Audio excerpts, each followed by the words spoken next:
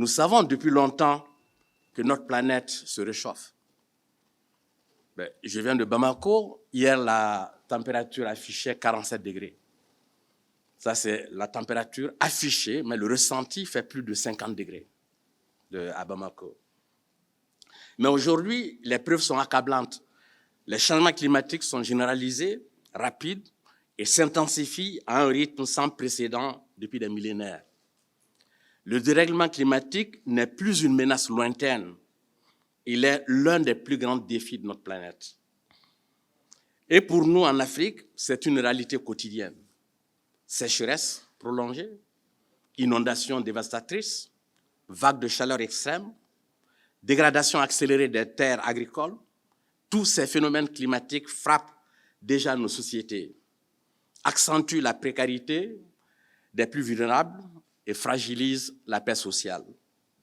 Dans ce contexte, réaliser les objectifs de l'Afrique que nous voulons à l'horizon 2063 ou de développement durable à l'horizon 2030 impose une condition incontournable, bâtir des sociétés résilientes. Des sociétés capables de faire face aux chocs systémiques tout en assurant une gestion durable de nos ressources naturelles pour nous et pour les générations futures.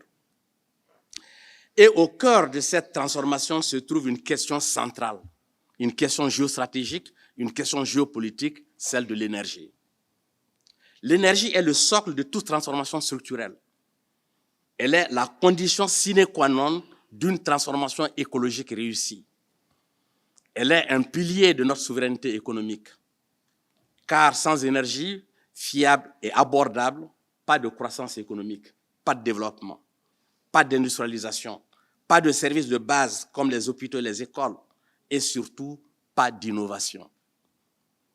Mais ce développement énergétique doit impérieusement répondre aux impératifs climatiques. Notre vulnérabilité face au changement climatique l'exige.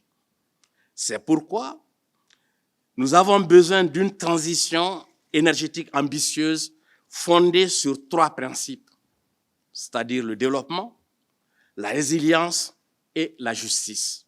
Le secrétaire général à qui j'ai l'honneur de représenter à Djibouti, il parle dans chaque discours, il parle toujours du changement climatique et de l'impact négatif du changement climatique. L'année 2024, c'était l'année plus chaude dans l'histoire. Depuis qu'on enregistre les températures, c'était le plus chaud dans la planète Terre. Les derniers 10 ans, il était les 10 ans plus chauds aussi dans l'histoire, dans les planètes. Et le 2024, pour la première fois, on est arrivé à les 1,5 degrés qu'on veut éviter. En 2004, la température moyenne de la Terre, c'était déjà 1,5. Mais jusque-là, les mauvaises nouvelles. Il y a aussi de bonnes nouvelles. Les investissements dans le monde en énergie renouvelable sont en train de monter. Tous les pays sont en train d'augmenter leur investissement dans des sources nettes d'énergie.